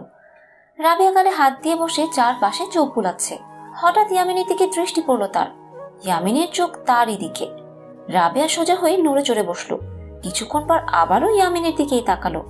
ইয়ামিন এখনো তার দিকেই তাকিয়ে আছে। রাবেয়া মুখ ঘুরিয়ে ফেললো। ইয়ামিন চোখ সরিয়ে নিয়ে গতকাল রাতের কথা ভাবলো। জসিমকে কল দিয়ে বলেছিল সে যাতে রাজি না হয় এই বিয়েতে। সুলতান সাহেব বললেন, আফসোস করো না কেউ, আল্লাহ যা করে ভালোর জন্যই করে। রাবেয়ার ভাগ্যে ভালো কিছুই লেখা আছে। ভালো কিছু লেখা আছে কিনা তা দেখার জন্য রাবিকে আগে পড়াশোনা কমপ্লিট করতে হবে। সে তো নিজেকে বাসায় বন্দি করে রেখেছে একদম। রাবেয়া ইয়ামিনের দিকে তাকালো। রমজান সাহেব বললেন, বলছিলাম তাকে পড়াশোনা করতে, কিন্তু ও আর পড়াশোনা করতে চায় না। জানতে পারি কেন? আমি কারো কথার সম্মুখীন হতে পারবো না। যে কয়টা ফ্রেন্ড ছিল তারাও এখন যোগাযোগ বন্ধ করে দিয়েছে। তুমি পড়াশোনা তোমার ফ্রেন্ডের জন্য করবে নাকি নিজের জন্য? শুনো রাবি, নিজেকে ঘরবন্দি করে লাভ নেই। সমাজের মুখে তালা দেওয়ার জন্য তোমাকে তাদের সাথে লড়তে হবে। আমি পারবো না। কেন পারবে না তুমি? নিজের ধর্ষকের পরিবারের সাথে বসে হাসি ঠাট্টা করতে পারো, সমাজের সম্মুখীন হতে পারবে না? এটা কেমন কথা? রাবেয়া মাথা নিচু করে ফেললো। সবাই চুপ হয়ে গেল ইয়ামিনের কথা শুনে। ইয়ামিন আবারও বলল, আমার এই কথাটা বলার একটাই উদ্দেশ্য, তুমি আমাদের সাথে চলতে পারবে, সমাজের সাথে কেন পারবে না? একবার চেষ্টা করে দেখো রাবি। তখন এক বাচ্চাওয়ালার বাপ না, বড় থেকে বড় প্রতিষ্ঠিত মানুষদের প্রস্তাব আসবে তোমার জন্য। আর হ্যাঁ, বিয়ে করলে তোমার সম্মান বেড়ে যাবে। এটার কি গ্যারান্টি? বিয়ে করা জীবনের আসল লক্ষণ না। রাবেয়া ইয়ামিনের দিকে তাকালো। সেদিনের কথা মনে পড়লো তার। ইয়ামিন তাকে কত বাজে বাজে কথা বলেছিল সেদিন, আর আজ তাকে প্রতিষ্ঠিত হওয়ার জ্ঞান দিচ্ছে। রাবেয়া চিন্তায় পড়লো, ইয়ামিন আসলে এমন কেন? ইয়ামিনের মনে রাবেয়ার প্রতি ঘৃণা আছে নাকি অন্য কিছু? সময় ঘনিয়ে যাচ্ছে। দেখতে দেখতে 3টা মাস কেটে গেল। উর্মি যতদিন গ্রামে ছিল ইয়ামিন বাবাকে রাবেয়াদের বাসায় দিয়ে তারপর অফিস যেত। উর্মি ফিরে আসার পর তার আর প্রয়োজন হয়নি। রশিদ হসপিটাল চলে গেলে উর্মি পুরো বাসায় একা থাকতো। বিপদের কথা তো আর বলা যায় না। রশিদের ভয় করত উর্মির একা থাকা নিয়ে, তাই প্রতিদিন উর্মিকে বাবার বাসায় দিয়ে তারপরই হসপিটাল যেত। ইদানিং তার নাইট ডিউটিও করতে হয়, তাই উর্মি বেশিরভাগ বাবার বাসাতেই থাকে। রাবেয়াও আসে বাসায় উর্মির সাথে সময় কাটানোর জন্য। কিন্তু ইয়ামিন বাসায় ফেরার আগে রাবেয়া নিজের বাসায় চলে যায়। ইয়ামিনের সম্মুখীন হলে তার খুব আজব একটা অনুভূতি হয়। রাবেয়া পড়াশোনা শুরু করেছে। প্রতিদিন কিছু না কিছু শুনতে হয় অন্যের মুখে, কিন্তু তার কষ্ট হলেও সহ্য করে নেয়। বাবার শরীর বেশ অসুস্থ, আজকাল শ্বাসকষ্টে ভুগছে, ওষুধের মাত্রা বেড়েছে। উর্মি বসে আছে বাবার পাশে, বাবা শুয়ে চারপাশে চোখ বুলাচ্ছেন। এই তো কিছুক্ষণ আগের কথা, হঠাৎ করে বলছে তোমার মা আমাকে নিতে আসবে। রাবেয়াকে বলল তুমি চিন্তা করো না, দুনিয়াতে থাকতে ইলিয়াসকে কিচ্ছু বলতে পারিনি, উপরে গিয়ে তার খবর নিব। রাবেয়া আর উর্মি নিঃশব্দে শুধু কেঁদেছে বাবার কথা শুনে। ইয়ামিনকে উর্মি কল দিয়ে বলল তাড়াতাড়ি বাসায় আসতে। বাবার কথা শুনে তার খুব ভয় করছে। রাবেয়া তার বাবা মাকে কল দিয়ে বলেছে দ্রুত আসতে। রমজান সাহেব আসলেন। সুলতান সাহেব ওনাকে দেখে বললেন, কখন থেকে তোমার অপেক্ষায় ছিলাম রমজান। এই তো ভাইজান এসেছি আমি। রমজান সাহেব ওনার পাশে বসলেন, হাসি মুখে বললেন, নিজেকে অসুস্থ করে বসে পড়লেন, একবারও নিজের ছোট্ট ভাইয়ের কথা ভাবলেন না? একটা কথা বলার ছিল রমজান। জি ভাইজান বলুন। তখনই কলিং বেল বাজানোর শব্দ আসলো। উর্মি আর রাবেয়া গেল বাহিরে। দরজা খুলে দেখে ইয়ামিন আর রশিদ দাঁড়িয়ে আছে। উর্মি তাদের দেখে মাথা নিচু করে কেঁদে উঠল। রশিদ ভয়ার্ত কণ্ঠে বলল, কি হয়েছে, কাঁদছো কেন? আব্বু আব্বু কি আবল তাবল বলছেন? আমার খুব ভয় করছে ওনার কথা শুনে। ইয়ামিন উর্মির মাথায় হাত রেখে বলল, কিছু হবে না আব্বুর, অসুস্থতার কারণে এমন করছেন। আমি আজই ওনাকে হসপিটালে নিয়ে যাওয়ার ব্যবস্থা করছি, তোমরা চিন্তা করো না। তখনই আসফিয়া বেগম দ্রুত আসলেন। সবাই ওনার দিকে তাকালো। আসফিয়া বেগম কাঁপা কাঁপা কণ্ঠে বললেন, ভাইজান তোমরা দ্রুত যাও ওনার সাথে। সবাই ভয় পেয়ে গেল, দৌড়ে গেল সবাই ভেতরে। সুলতান সাহেব শুধু চোখ নাড়াচ্ছেন চারপাশে আর ঘন ঘন নিঃশ্বাস নিচ্ছেন। রমজান সাহেব ওনাকে ডাকছেন কিন্তু উনি জবাবে দিচ্ছেন না। ইয়ামিন আর উর্মি ওনার পাশে গেলেন। ইয়ামিন বলল, আব্বু আম্মু আমার দিকে দেখুন। আব্বু ভাইয়া ডাকছে আপনাকে। সুলতান সাহেব জবাব দিচ্ছেন না। উর্মি কাঁদতে কাঁদতে বলল, ভাইয়া আব্বু এমন করছে কেন? আমাদের দিকে তাকাচ্ছে না কেন? তোমরা প্লিজ শান্ত হও, আমি দেখছি। রশিদ সুলতান সাহেবের হার্টবিট চেক করলো। খুব ধীরে ধীরে চলছে। রশিদ ভালো মতো ওনাকে চেক করছে। সুলতান সাহেব চোখ নাড়াচ্ছিলেন চারপাশে। হঠাৎ লম্বা নিঃশ্বাস নিয়ে ছাড়লেন। থেমে গেলেন উনি, চোখ দুটো খোলা। হঠাৎ বুকের বাঁ পাশ মোচড় দিয়ে উঠল রশিদের। উর্মির দিকে তাকালো। উর্মি বাবাকে দেখে রশিদের দিকে তাকিয়ে বলল, কি হয়েছে বাবা, নড়াচড়া বন্ধ করে দিলেন কেন? রশিদ ইয়ামিনের দিকে তাকালো। ইয়ামিন কপাল কুঁচকে বাবার দিকে তাকিয়ে আছে। আসফিয়া বেগম মুখ চেপে ধরে কেঁদে উঠলেন। রাবেয়া বলল, কাঁদছেন কেন? আঙ্কেলের কিছু হয়নি। রশিদ ভাইয়া বলুন না আঙ্কেলের কিছু হয়নি। আপনি ওনাকে হসপিটালে নিয়ে যাওয়ার কথা বলেছিলেন, প্লিজ অ্যাম্বুলেন্স ডাকুন। রশিদের চোখ গড়িয়ে পানি পড়ল। হাত বাড়িয়ে সুলতান সাহেবের চোখ দুটো বন্ধ করে দিল। উর্মি খপ করে রশিদের হাত ধরে বলল, কি করছেন আপনি? কিছু হয়নি আমার বাবার। শান্ত হও উর্মি, আঙ্কেল আর নেই। উর্মি থমকে গেল। রমজান সাহেব ফুপিয়ে কাঁদছেন। রাবেয়া উর্মির কাছে আসলো। উর্মিকে ধরল সে। উর্মি রাবেয়ার দিকে তাকিয়ে বলল, রাবেয়া চলে গেলেন আব্বু আমাকে ছেড়ে। রাবেয়া উর্মিকে জড়িয়ে ধরল। চিৎকার করে কেঁদে উঠল উর্মি। ইয়ামিন শান্ত গলায় রশিদকে বলল, উর্মির খেয়াল রাখিস, আমি জানাজার ব্যবস্থা করছি। ইয়ামিন রমজান সাহেবকে বলল, আঙ্কেল যেতে পারবেন আমার সাথে? রমজান সাহেব হ্যাঁ সূচক মাথা নাড়ালেন। সুলতান সাহেব আর নেই। পুরো এলাকায় আজ নীরবতা ছেয়ে গেছে। যখন মানুষটা অসুস্থ ছিল খেয়েও খোঁজ নেয়নি। আজ মানুষটা নেই। অর্ধেক এলাকার লোক আজ সুলতান বিলে জমাট হয়েছে। সবার আফসোস হচ্ছে ইলিয়াসের এক পাপের কারণে আজ তাদের পরিবারের এই অবস্থা। সুলতান সাহেব কষ্ট সহ্য করতে করতেই চলে গেলেন। ইয়ামিন বিরক্ত হয়ে সবার কথা শুনছে। বাবাকে কিছুক্ষণ আগে কবরে রেখে এসেছে সে। মৃত্যুর বাড়ি বলে কাউকে কিছু বলছে না। মানুষটা জীবিত থাকতে কেউ সান্ত্বনা দিতে আসেনি। এখন কত আফসোস করছে। রশিদের বাবা মা গ্রাম থেকে রওনা দিয়েছেন, কিন্তু আসতে দেরি হবে। ওনারা বেশ কষ্ট পাচ্ছেন সুলতান সাহেবকে শেষ দেখা দেখতে পারবেন না বলে। সকাল হয়ে গেল সবার যেতে যেতে। উর্মি সোফায় পা তুলে থমকে বসে আছে। কিছুই খায়নি সে। আসফিয়া বেগম প্লেটে খাবার বেড়ে রশিদের কাছে দিল। রশিদ উর্মির পাশে বসলো খাবার নিয়ে। উর্মি রশিদকে দেখে বলল, জোর করবেন না প্লিজ, আমার একটু খেতে ইচ্ছে করছে না।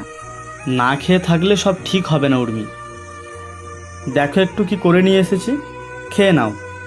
উর্মি আর কিচ্ছু বলল না। রশিদ তাকে জোর করে হলেও খাওয়াবে সে জানে। তাই চুপচাপ রশিদের হাতে খেতে লাগলো। ইয়ামিনও না খাওয়া। রাবেয়া তার জন্য খাবার বেড়ে নিয়ে গেল। ঘরে গিয়ে সে অবাক হয়ে গেল, ইয়ামিন বিছানায় অফিসের ফাইল ছড়িয়ে ছিটিয়ে রেখে ল্যাপটপে কাজ করছে। রাবেয়া ভেতরে প্রবেশ করলো। কি করছেন আপনি? ইয়ামিন ল্যাপটপে চোখ রেখে বলল, প্রজেক্ট কমপ্লিট করছি, বিকালে আমার একটা মিটিং আছে। আঙ্কেলের মৃত্যু হয়েছে আর আপনি নিজের কাজে ব্যস্ত? উনি আপনার বাবা ছিলেন। আমি জানি, আবারও মনে করিয়ে দেওয়ার জন্য তোমাকে ধন্যবাদ। এখন বলো, আমার ঘরে এসেছো কেন? আপনি না খেয়ে আছেন, কিছু খেয়ে নিন। আমি অমলেট খেয়েছি, এখন ক্ষুধা নেই। আপনার কি একটু কষ্ট হচ্ছে না? আমার বাবা ছিলেন উনি, কষ্ট কেন হবে না শুনি? তো এত শান্ত হয়ে কাজ করছেন কিভাবে? তোমাকে জবাব দিতে মন চাচ্ছে না, ট্রে রাখো আর গিয়ে বিশ্রাম করো। আমি কাজ করছি। আপনি মানুষ নাকি পাথর আমি বুঝতে পারছি না। মা বাবা মরেছে, আপনার কিছু অনুভবই হচ্ছে না? দেখুন নিজেকে কত স্বাভাবিক হয়ে কাজ করছেন। বাবা থেকে কাজ বেশি জরুরি। আমি বেশ কিছুক্ষণ নামাজ পড়ে আব্বুর জন্য দোয়া করেছি। আব্বু চান আমরা ওনার জন্য বেশি বেশি দোয়া করি। কান্না করলে উনি কষ্ট পাবেন, বুঝলে? এখন যাও, আমার মাথা চেটে খালি করতে হবে না। প্লিজ একটু কান্না করে নিন, মন হালকা হয়ে যাবে। ইয়ামিন রাগে জ্বলে উঠল। পাশে থাকা মোবাইলটা রাবেয়ার পায়ের দিকে ছুঁড়ে মেরে চিল্লিয়ে বলল, একবার বললে শুনো না, যেতে বলেছি তোমাকে। রাবেয়া অবাক চোখে ভাঙা মোবাইলের দিকে তাকিয়ে রইল। চোখ গড়িয়ে পানি পড়ছে তার। আবার ইয়ামিনের দিকে তাকালো। ইয়ামিন রাগী দৃষ্টিতে তাকিয়ে আছে। রাবেয়া ঘুরে ঘর থেকে বেরিয়ে গেল। ইয়ামিন খাটের সাথে হেলান দিয়ে বসে চোখ বন্ধ করলো। উর্মির মাথার কাছে বসে আছে রশিদ। ঘুমের মধ্যেও ফুপাচ্ছে উর্মি। রাবেয়া চোখের পানি মুছে বলল, ভাইয়া আপনিও ঘুমিয়ে পড়ুন। আপনি একটু বিশ্রাম করেননি, আপনি অসুস্থ হয়ে পড়লে আপুকে কে সামলাবে বলুন? রশিদ জবাব দিল না। উর্মির মাথায় আলতো করে হাত রাখল। বাইরে তুমুল বৃষ্টি, প্রায় 2 ঘন্টা হয়ে গিয়েছে, কিন্তু বৃষ্টি থামছে না। আসফিয়া বেগম আর রমজান সাহেব বাসায় গিয়েছেন রান্না করে নিয়ে আসার জন্য। হঠাৎ কলিং বেলের শব্দ আসলো। রাবেয়া ভাবলো তার বাবা মা এসেছে। সে উঠে দরজা খুলতে গেল। দরজা খুলে দেখে ইয়ামিন দাঁড়িয়ে আছে। বৃষ্টিতে ভিজে আছে, পুরো শরীর বেয়ে পানি ঝরছে। রাবেয়া দ্রুত দরজার সামনে থেকে সরে বলল, আপনি ভিজেছেন কিভাবে? আর গাড়ির শব্দও পাইনি।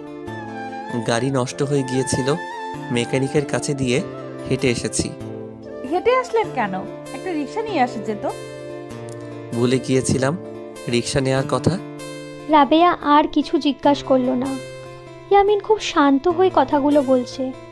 হলরুমের এসি ছাড়া আছে, নিশ্চয়ই ইয়ামিনের ঠান্ডা লাগছে, তাই এত চুপচাপ। রাবেয়া দরজা বন্ধ করে দ্রুত গিয়ে এসি অফ করলো। ইয়ামিন চোখ মুখ শক্ত করে দাঁড়িয়ে আছে, নড়তে পারছে না সে। রাবেয়া তার দিকে তাকিয়ে বলল, কি হলো? যান গিয়ে দ্রুত গোসল করে নিন, ঠান্ডা লেগে যাবে। ইয়ামিন ধীরে ধীরে হাঁটছে। একসময় পড়ে যেতে গেল, কিন্তু দ্রুত নিজেকে সামলে নিয়েছে। রাবেয়া দৌড়ে গেল তার দিকে। ইয়ামিন ঘন ঘন নিঃশ্বাস ফেলছে। রাবেয়া কাঁপা কাঁপা হাতে ইয়ামিনকে ধরে চমকে উঠল। পুরো শরীর গরম হয়ে আছে ইয়ামিনের। রাবেয়া ইয়ামিনের কপালে হাত রাখল। আপনার তো খুব জ্বর, বলেছিলাম অফিসে না যেতে। ইয়ামিন এখনো জবাব দিল না। রাবেয়া তাকে ধরে ঘরে নিয়ে গেল। ইয়ামিন নিজেই বাথরুমে হেঁটে গেল। রাবেয়া আলমারি থেকে ইয়ামিনের জামা বের করে খাটের উপর রেখে দ্রুত রান্নাঘরে আসলো। উর্মির জন্য স্যুপ রান্না করেছিল, কিন্তু উর্মি না খেয়েই ঘুমিয়ে পড়েছে। ওভেনে দ্রুত গরম করে ঘরে নিয়ে আসলো। ইয়ামিন এখনো বাথরুমে। রাবেয়া বাথরুমের দরজায় ঠক ঠক দিতে ইয়ামিন ধপ করে দরজা খুলল। এখনো আগের জামাটাই পরে রয়েছে। রাবেয়া কপাল কুঁচকে বলল, আপনি জামা চেঞ্জ করেননি? জামা আমাকে দিয়েছো তুমি? রাবেয়া জিহবায় কামড় দিয়ে সরি বলে দ্রুত খাটের উপর থেকে জামা নিয়ে ইয়ামিনের হাতে দিল। ইয়ামিন শব্দ করে দরজা বন্ধ করে দিল। রাবেয়া খাটে বসে অপেক্ষা করছে ইয়ামিনের। কিছুক্ষণ পর ইয়ামিন আসলো। শরীর ভালো মতো মোছেনি, চুল বেয়ে পানি পড়ছে। রাবেয়া দাঁড়ালো তাকে দেখে। ইয়ামিন এসে খাটে বসলো আর বলল, আমার পুরো শরীর ব্যথা করছে, মাথাটা মুছে দাও। রাবেয়ার মনে হচ্ছে সে ভুল কিছু শুনেছে। ইয়ামিনের দিকে ঝুঁকে বলল, কিছু বলেছেন আমাকে? ইয়ামিন শীতল দৃষ্টিতে তাকালো রাবেয়ার দিকে। রাবেয়া ইয়ামিনের চাহনি দেখে দ্রুত তার হাত থেকে তোয়ালে নিয়ে বলল, জি জি, এখনই মুছে নিচ্ছি। রাবেয়া ইয়ামিনের মাথায় হাত রাখল। পুরো শরীর বেয়ে যেন ঠান্ডা বাতাস ছুঁয়ে গেল রাবেয়াকে। মুচকি হাসি দিয়ে পরম যত্নে ইয়ামিনের মাথা মুছে দিতে লাগলো। কিছুক্ষণ পর ইয়ামিন বলল, হয়েছে, আর লাগবে না। কি এনেছো আমার জন্য? স্যুপ খেয়ে ওষুধ খেয়ে নিন, আপনার খুব জ্বর। দাও, ক্ষুধা পেয়েছে আমার। রাবেয়া স্যুপের ট্রে ইয়ামিনের পাশে রাখলো। ইয়ামিন বিছানার উপর পা তুলে বসলো। রাবেয়াও বসে আছে তার পাশে। সকালেও ইয়ামিনের মেজাজ বিগড়েছিল, আর এখন একদম শান্ত হয়ে কথা বলছে। রাবেয়া আফসোস করছে, ইয়ামিন কেন সবসময় এমন থাকে না। ইয়ামিন এক চামচ স্যুপ তুলতেই তার হাত কাঁপতে লাগলো। আজ সে নিজের উপরই রাগ করেছে। কারোর সাহায্য নিতে তার ভালো লাগে না। জ্বর হলে অসহায় হয়ে পড়ে। রাবেয়া ইয়ামিনের হাত দেখে বলল, আমি খাইয়ে দেই। ইয়ামিন রাবেয়ার দিকে তাকালো। রাবেয়া মিষ্টি করে হাসলো। ইয়ামিন দৃষ্টি ফিরিয়ে স্যুপের বাটিতে চামচ রেখে দিল। রাবেয়া বাটি হাতে নিয়ে ইয়ামিনের মুখে স্যুপ তুলে দিল। না চাওয়া সত্ত্বেও ইয়ামিন রাবেয়ার হাতে স্যুপ খাচ্ছে। ইয়ামিনকে খাইয়ে জ্বরের ওষুধ বের করে দিল রাবেয়া। ইয়ামিন ওষুধ খেয়ে বিছানায় গায়ে এলিয়ে দিল। রাবেয়া তার গায়ে চাদর টেনে নিয়ে স্যুপের বাটি নিয়ে ঘর থেকে বেরিয়ে গেল। ইয়ামিন ডাকলো তাকে, রাবি। রাবেয়া দাঁড়িয়ে পিছন ফিরল। Thanks for everything. ঘুমিয়ে পড়ুন। রাবেয়া বেরিয়ে গেল ঘর থেকে। ইয়ামিন কিছুক্ষণ দরজার দিকে তাকিয়ে থেকে চোখ বন্ধ করে নিল। বাবার মৃত্যুর আজ 7 দিন। উর্মি এতদিন এই বাসাতেই ছিল। মেয়েদের যখন বিয়ে হয়ে যায়, স্বামীর বাড়ি মানুষদের অধিকার অনেক বেশি তাদের উপর থাকে। কেউ তাকে কিছু না বললেও উর্মি ভেবেছে আজই চলে যাবে সে। তার শ্বশুর আব্বু এবং শাশুড়ি মা রশিদের বাসায় বেশ কয়েকবার এসেছিলেন ওনারা এই বাসায়। উর্মির এখন ওনাদের কাছে যাওয়ার সময় হয়েছে। বাবা তো আর নেই, তার ভাই একদম একা। উর্মি জানে ইয়ামিন নিজের যত্ন নিতে পারবে, আর রাবেয়ারা তো আছেই তার পাশে। তাই উর্মি চিন্তা করছে না। উর্মি আয়নার সামনে দাঁড়িয়ে হিজাব বাঁধছে। রশিদ বলল, তোমার আরো কয়েকদিন থাকা দরকার উর্মি। উর্মি হিজাব বেঁধে রশিদের দিকে তাকিয়ে বলল, আমার আপন বাবা মা তো আর নেই। এখন যে বাবা মা আছেন ওনাদের একা ছাড়তে পারবো না। আব্বু আম্মু একবারও বলেনি তোমাকে ওনাদের সাথে থাকা দরকার। আমি জানি আপনি ভাইয়াকে নিয়ে চিন্তা করছেন। রশিদ হ্যাঁ সূচক মাথা নাড়ালো। চিন্তা করবেন না, আমার ভাই খুব সাহসী। আব্বু আম্মু তো চলে যাবে 3 দিন পর। আমি আবার আসবনি ভাইয়াকে দেখার জন্য। রশিদ আর কিছু বলল না। উর্মির ভাবনা চিন্তাকে সে সম্মান করে। ভাবলো উর্মি যা করেছে ভেবেই করেছে। ইয়ামিন হাত আড়াআড়িভাবে ভাঁজ করে দাঁড়িয়ে আছে। উর্মি আসফিয়া আন্টিকে বলছে ইয়ামিনের খেয়াল রাখতে। ইয়ামিন বিরক্ত হচ্ছে, কিন্তু প্রকাশ করছে না। উর্মি ইয়ামিনের দিকে হেঁটে আসলো। ইয়ামিন প্রকাশ না করলেও কতটা কষ্টে আছে উর্মি জানে। চেহারা শুকিয়ে গিয়েছে ইয়ামিনের। উর্মি আলতো করে ভাইকে জড়িয়ে ধরল। নিজের অনেক অনেক খেয়াল রাখবেন। আমি আবার আসবো আপনাকে দেখার জন্য। কোনো প্রয়োজন নেই, আমি পারবো নিজের খেয়াল রাখতে। এখন নিজের বাসায় যাও। আমি প্রতিদিন অফিস থেকে বাড়ি ফেরার সময় তোমার সাথে দেখা করে তারপর বাসায় আসবো। হ্যাঁ, আমি জানি আপনি কত যাবেন। ওয়াদা করছি। এবার ঠিক আছে? উর্মি জোরপূর্বক হাসলো।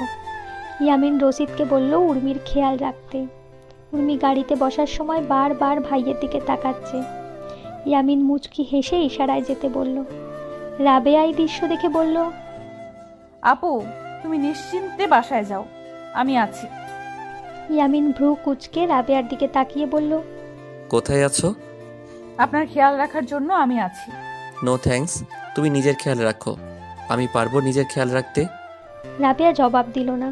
ইয়ামিনের জ্বর এখনো ভালো হয়নি, তাই রাবেয়া জানে পারবে কিনা নিজের যত্ন নিতে। পুরো বাড়ি ফাঁকা, কারোর কোনো সাড়া শব্দ নেই। ইয়ামিনকে রমজান সাহেব বলেছিলেন তাদের সাথে থাকতে, কিন্তু ইয়ামিন বলেছে সে নিজের বাসাতেই থাকবে।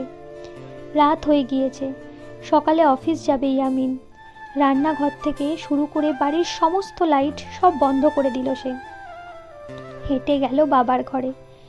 ঘরে কেউ নেই, না হলে বাবাকে ওষুধ খাইয়ে দিয়ে তারপর সে ঘরে যেত। ইয়ামিন লম্বা নিঃশ্বাস ফেলে নিজের ঘরে চলে আসলো। মোবাইলে অ্যালার্ম সেট করে খাটে হেলান দিয়ে বসলো। নীরবে থাকতে তার ভালো লাগে, কিন্তু আজ এই নীরবতা তার দম বন্ধ করে দিচ্ছে। ভাবলো ঘুমিয়ে যাওয়া যাক। চাদর দিয়ে ভালো মতো শরীর ঢেকে সে চোখ বন্ধ করলো। ঘুম আসছে না তার। আবারও উঠে বসলো। হেলান দিয়ে বসে রইল বেশ কিছুক্ষণ। মনে পড়ল মায়ের মৃত চেহারা। ইয়ামিন সেদিনও কান্না করেনি। ছোট ভাই বোন আর বাবাকে সামলিয়েছিল সে সেদিন। আবার মনে করল ইলিয়াসের মৃত চেহারা। সে জানে ইলিয়াস পাপী, কিন্তু তারই তো ভাই। সেদিনও কান্না করতে পারেনি। আবার মনে পড়ল বাবার মৃত চেহারা। সেদিনও কান্না করেনি। ইয়ামিন ভাবে সে কান্না করলে খুব কমজোর হয়ে যাবে। আবার কারোর সামনে তার কান্না আসে না। নিজেকে খুব শক্ত রাখে ইয়ামিন। ইয়ামিন বারবার ঢোক গিলছে, কিছু একটা কলিজা ছিঁড়ে বেরিয়ে আসতে চাইছে, কিন্তু ইয়ামিন তাকে বের করতে চায় না। বেশ কিছুক্ষণ স্তব্ধ হয়ে বসে রইল। খুব মনে পড়ছে তার সুখী পরিবারটাকে, যখন মা জীবিত ছিল। ইয়ামিনের চোখের কোণায় পানি জমে গেল। চোখ বন্ধ করে কেঁদে উঠল সে। বালিশ চড়িয়ে হাউ মাউ করে কেঁদে উঠল। কাঁদতে কাঁদতে বাবা মা ইলিয়াসকে চিৎকার করে ডাকছে, কিন্তু কেউ জবাব দিচ্ছে না। আসবে না কেউ ফিরে। পুরো বাড়িতে ইয়ামিন একা, কেউ নেই তার কান্নার শব্দ শোনার মতো। অন্যদিকে রাবেয়া ঘরে পায়চারি করছে। খুব অস্থির লাগছে তার, কিন্তু কেন এমন হচ্ছে সে জানে না। তার ইচ্ছা করছে খোলা জায়গায় গিয়ে নিশ্চিন্তে নিঃশ্বাস নিতে। রাবেয়া দাঁড়িয়ে পড়ল। ইয়ামিনকে দেখতে ইচ্ছা করছে তার। হৃদস্পন্দন বেড়ে যাচ্ছে। খাটে বসে রইল কিছুক্ষণ। খুব খারাপ লাগছে তার। দুই হাঁটুতে কোনোই ঠেকিয়ে চেহারা ঢেকে নিঃশব্দে কেঁদে উঠল। পরের দিন ইয়ামিন বাড়ি তালা দিয়ে বের হলো। ভাবলো একবার রমজান আঙ্কেলের সাথে দেখা করে যাওয়া যাক। রাবেয়ার বাড়ির দিকে পা বাড়ালো। বাড়ির দরজার সামনে দাঁড়িয়ে রইল কিছুক্ষণ। না, এখন যাবে না সে। আবার ঘুরে নিজের বাসায় ফিরে আসলো। গাড়ি নিয়ে বেরিয়ে গেল অফিসের উদ্দেশ্যে। অফিসে থাকার সময় ইয়ামিন একটা বিষয়ে গভীরভাবে ভাবছে। তার ডিসিশন নিতে খুব একটা সময় লাগে না, এখনও লাগেনি। আধা ঘন্টা নিশ্চিন্তে বসে ডিসিশন নিয়ে নিল। নিজের কেবিন থেকে বেরিয়ে বড় স্যারের কেবিনের দিকে পা বাড়ালো। রাতের বেলা। রমজান সাহেব কিছুক্ষণ আগে কাজ থেকে ফিরেছেন। খুব ক্লান্ত উনি। ক্লান্তি দূর করার জন্য গরম গরম এক মগ ভরে চা পান করলে খুব ভালো লাগতো। রাবেয়া তাই বাবা মাকে বসতে বলে চা বানাতে গেল। আসফিয়া বেগম বললেন, রাত করে চা কে খাই শুনি? জানেন তো ঘুম আসবে না আর। ধ্যাত, আমি এসব বুঝি না। চা খেলে আমার আরও ঘুম তাড়াতাড়ি হবে। আসফিয়া বেগম লম্বা নিঃশ্বাস ফেললেন। তখনই কলিং বেল বাজার শব্দ আসলো। উনি গেলেন দরজা খুলতে। দরজা খুলে দেখি ইয়ামিন দাঁড়িয়ে আছে। ইয়ামিন সালাম জানালো আন্টিকে। সালামের জবাব দিয়ে আন্টি তাকে ভেতরে যেতে বললেন। ইয়ামিন এগিয়ে গেল ভেতরে। রাবেয়া ইয়ামিনের কণ্ঠ শুনে দ্রুত এসে ইয়ামিনকে দেখল। ইয়ামিন এক নজর রাবেয়াকে দেখে আবার রমজান সাহেবের দিকে তাকালো। আসফিয়া বেগম রাবেয়াকে বললেন ইয়ামিনের জন্যও চা বানাতে। রাবেয়া খুশি মনে রান্নাঘরে চলে গেল। ইয়ামিন আর রাবেয়ার বাবা মা কথা বলছে। তুমি একা থাকতে পারো তো ইয়ামিন? জি আঙ্কেল, আমার তেমন অসুবিধা হয় না। আসলে আঙ্কেল, আমি একটা কথা বলতে এসেছি আপনাকে। হ্যাঁ, বলো কি কথা? যখন অফিস থেকে প্রমোশন পেয়েছিলাম তখন আমাকে একটা ফ্ল্যাট অফার করা হয়েছিল। আমি নিইনি, কারণ আমাদের বাবা আছে। শুধু স্যালারি বাড়ানোর কথা বলেছিলাম। হ্যাঁ, তারপর? ফ্ল্যাটটা একজনের থাকার জন্য পারফেক্ট, আর আমার অফিসের কাছে। আমি এই বাসায় একা থাকি, আমার এতে সমস্যা নেই। আসলে বাড়ি বড়, পরিষ্কার পরিচ্ছন্ন করতে কষ্ট হয়ে যায়, তাই আমি ভেবেছি ফ্ল্যাটে শিফট হয়ে যাব। রমজান সাহেব আর আসফিয়া বেগম একে অপরের দিকে তাকালেন। ওনারা কি বলবেন ভেবে পাচ্ছেন না। ইয়ামিন আবার বলল, শুধু রান্না করার জন্য একজন পুরুষ লোক রেখে নিব। একটা ঘর মাত্র, পরিষ্কার আমি করতে পারবো। তুমি এটা কি বলছো ইয়ামিন? তোমার নিজের বাসা থাকতে তুমি... আন্টি, আমার কথা বোঝার চেষ্টা করুন। আমি জানি আপনারা আমার চিন্তা করেন বলে পাশে থাকতে বলছেন। আমি আসবো আপনাদের সাথে দেখা করতে। হঠাৎ রাবেয়ার কণ্ঠ ভেসে আসলো। মানে কোথায় যাবেন আপনি? ইয়ামিন রাবেয়ার দিকে তাকালো। সে চায়ের ট্রে নিয়ে দাঁড়িয়ে আছে। ইয়ামিন দৃষ্টি ফিরিয়ে নিয়ে বলল, অন্য বাসায় শিফট হব। রাবেয়া টেবিলের উপর ট্রে রেখে বলল, কিন্তু কেন? ও বাসায় থাকতে কি সমস্যা? তুমি বুঝবে না। আমি আমার সুবিধা বুঝে এই ডিসিশন নিয়েছি। নিজের সুবিধার কথা ভাবছেন? এইদিকে আমরা আপনার জন্য চিন্তা করব, সেটা কি? আমি আসবো আঙ্কেল আন্টির সাথে দেখা করতে, আর প্রতিদিন কল দিয়ে কথা বলবো। তো কবে শিফট হতে যাচ্ছ? আগামী মাসের 1 তারিখ। রাবেয়া হিসাব করে দেখলো 1 তারিখ আসতে আর মাত্র 4 দিন। 4 দিন পর ইয়ামিন চলে যাবে। রাবেয়ার বুক ভারী হয়ে আসলো। ইয়ামিন চোখ তুলে রাবেয়ার দিকে তাকালো। কেমন মায়ায় ভরা চোখে তাকিয়ে আছে মেয়েটা। ইয়ামিন চোখ ফিরিয়ে চায়ের কাপ হাতে নিল। রমজান সাহেবের সাথে কথা বলতে বলতে চুমুক বসালো। ইয়ামিনকে থামানোর রাস্তা পাচ্ছে না রাবেয়া। কি করবে সে? অসুস্থ হওয়ার নাটক করবে? সে জানে রাবেয়া মরে গেলেও ইয়ামিন তার ডিসিশন চেঞ্জ করবে না, তাই নাটক করেও আর কোনো লাভ নেই। রাবেয়া বসলো খাটে। প্রচুর কান্না আসছে তার। কি করলে ইয়ামিন কোথাও যাবে না? চুপ করে বসে থেকে সে ভাবলো কি করা যায়। হঠাৎ উর্মির কথা মনে আসলো। উর্মি জানলে কখনো রাজি হবে না। রাবেয়া এক রাশ আশা নিয়ে উর্মিকে কল করলো। কিছুক্ষণ রিং বেজে কল রিসিভ হলো। হ্যাঁ রাবেয়া, বলো। আপু, কেমন আছো তুমি? আলহামদুলিল্লাহ ভালো। কি হলো, হঠাৎ করে কল করলে? মিস করছিলাম তোমাকে খুব। কুছ তো গড়বড় হে। সকালেও কথা হয়েছিল আমাদের। আসল কথায় আসো। রাবেয়া নখে কামড় দিয়ে যাচ্ছে। কি বলবে সে ভেবে পাচ্ছে না। উর্মি আবার বলল, এত চিন্তা করছো কেন? বলো আমাকে, কি হয়েছে? তোমার ভাই চলে যাওয়ার কথা বলছে। বলছেন উনি আমাকে? মানে তুমি ওনাকে না বলনি কেন? ইচ্ছে করে বলিনি। বাসায় ভাইয়া একদম একা। আমার ভাই মুখে বলে না রাবেয়া, কিন্তু আমি জানি উনি কতটা একা। ওনাকে অফিস থেকে যে ফ্ল্যাট দেওয়া হয়েছে সেটা আমাদের বাড়ির পাশেই। ভাইয়া প্রতিদিন আমাদের সাথে দেখা করতে পারবে। আপু, আমরা আছি ওনার পাশে। জানি রাবেয়া, তোমরা আমাদের অনেক সাহায্য করেছো। সব বিপদে তোমাদের পাশে পেয়ে নিজেদের খুব ভাগ্যবান মনে হচ্ছে আমাদের। রাবেয়া নিঃশব্দে কেঁদে উঠল। মুখে হাত রেখে সে কাঁদছে। উর্মি ভ্রু কুঁচকে বলল, তুমি কাঁদছো রাবেয়া?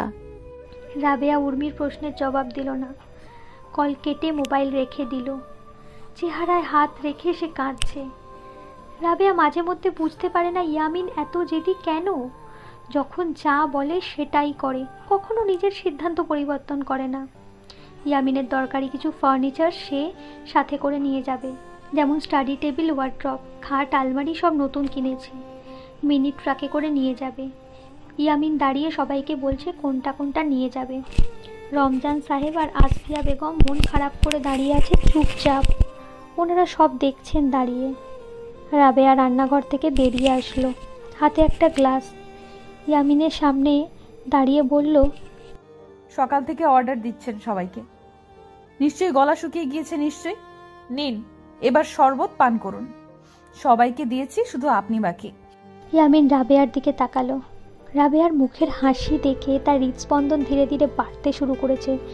দ্রুত মুখ সরিয়ে বলল, শরবত ভালো লাগে না, নিয়ে যাও। তাহলে চা খাবেন? আমি কিছু খাবো না এখন। খেতে হবে না, এটা পান করুন। একবার বললে শুনো না কেন? খুব বিরক্ত করো তুমি আমাকে। আরে নিন তো, আগামীকাল থেকে আর বিরক্ত করব না, কখনো করব না।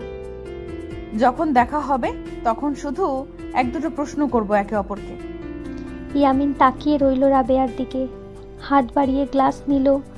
রাবেয়া হাসি মুখে স্থান ত্যাগ করলো। ট্রাক ঠিকানা অনুযায়ী পাঠিয়ে দিয়েছে ইয়ামিন। বাড়ির প্রত্যেক ফার্নিচার কাপড় দিয়ে ঢেকে দিয়েছে। 2টো গাড়ি ছিল, একটা গাড়ি রেখে যাবে আর একটা নিয়ে যাবে। পুরো বাড়িতে একবার চোখ বোলালো। জন্ম এখানে, বেড়ে ওঠা এখানে, প্রত্যেক কাছের মানুষকে হারিয়েছেও এখানে। মনে করবে খুব বাড়িটাকে সে। বাড়ি তালা দিয়ে ইয়ামিন বের হলো। মেন দরজার সামনে রাবেয়া ও তার বাবা মা দাঁড়িয়ে রয়েছে। ইয়ামিন হাসি মুখে বিদায় নিল সবার কাছ থেকে।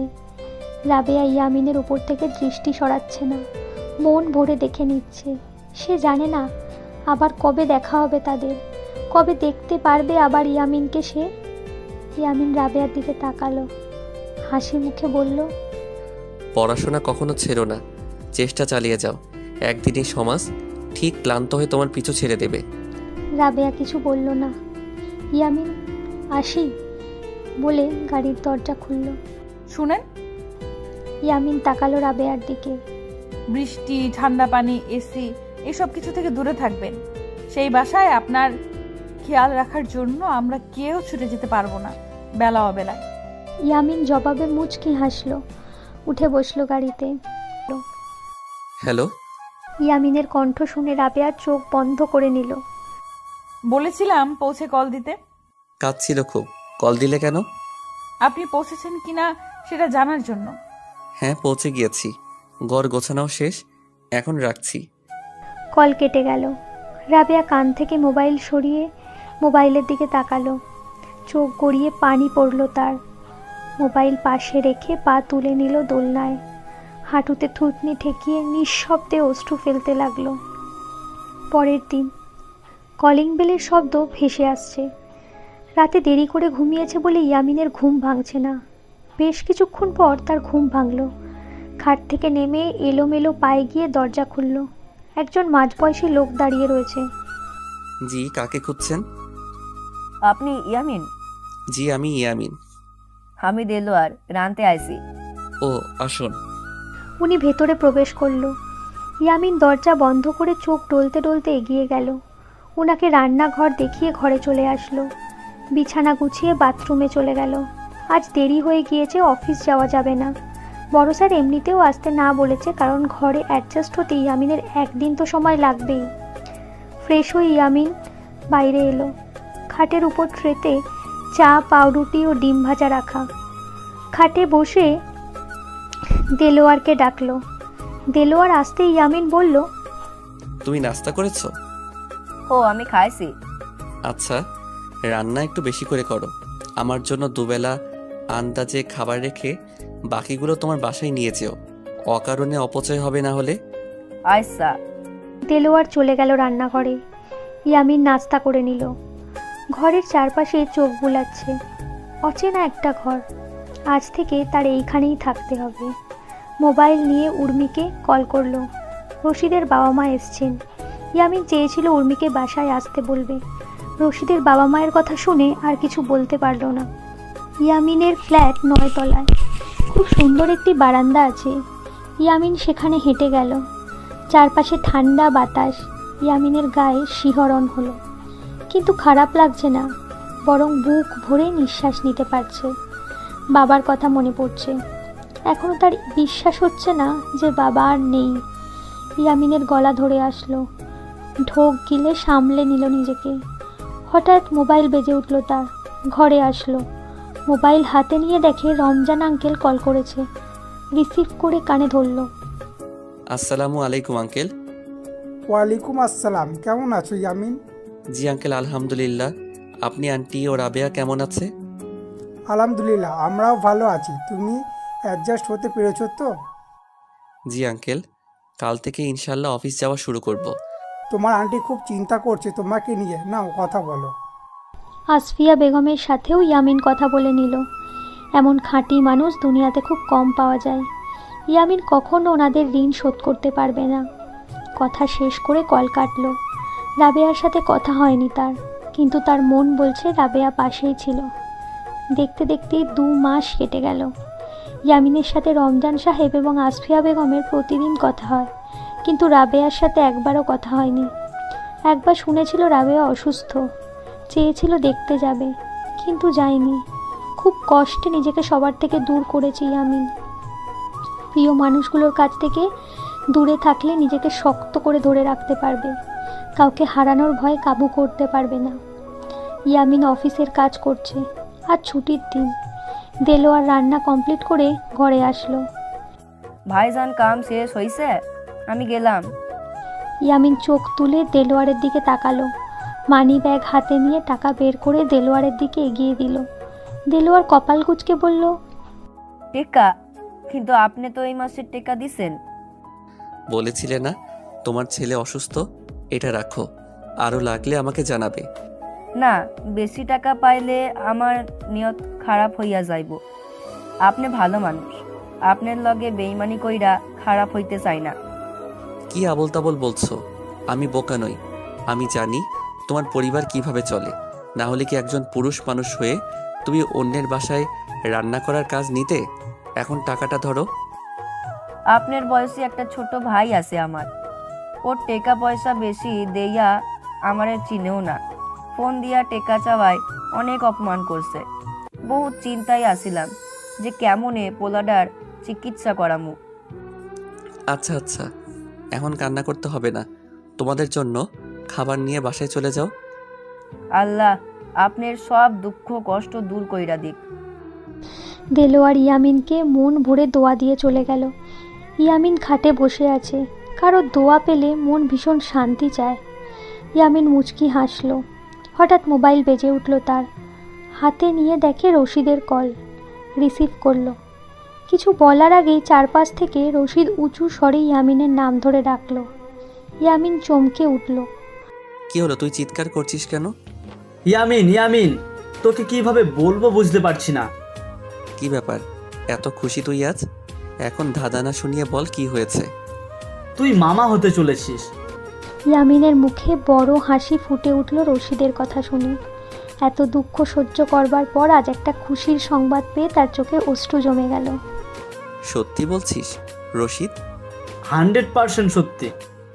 আমি এখনই আসছি। ইয়ামিন কল কেটে চোখের পানি মুছে খাট থেকে নামলো। জামা পরিবর্তন করে গাড়ির চাবি নিয়ে বাসা থেকে বের হলো। হেঁটেই যাওয়া যায়, কিন্তু সে আগে মার্কেটে যাবে। রাস্তায় ভীষণ জ্যাম। শপিং মল পৌঁছে উর্মির জন্য টুকটাক জিনিস কিনে নিল। বাবু আসতে দেরি আছে, তাই খেলনা জামা পরে কিনবে। উর্মির প্রিয় চকলেট, আইসক্রিম, চিপস সব কিনে নিল। টুকটাক জিনিস কিনতে কিনতে 11টা শপিং ব্যাগ হয়ে গিয়েছে। ইয়ামিন কোনো মতে ব্যাগগুলো নিয়ে গাড়ির পিছনের সিটে রেখে ড্রাইভিং সিটে বসলো। রওনা দিল উর্মির বাড়ির উদ্দেশ্যে।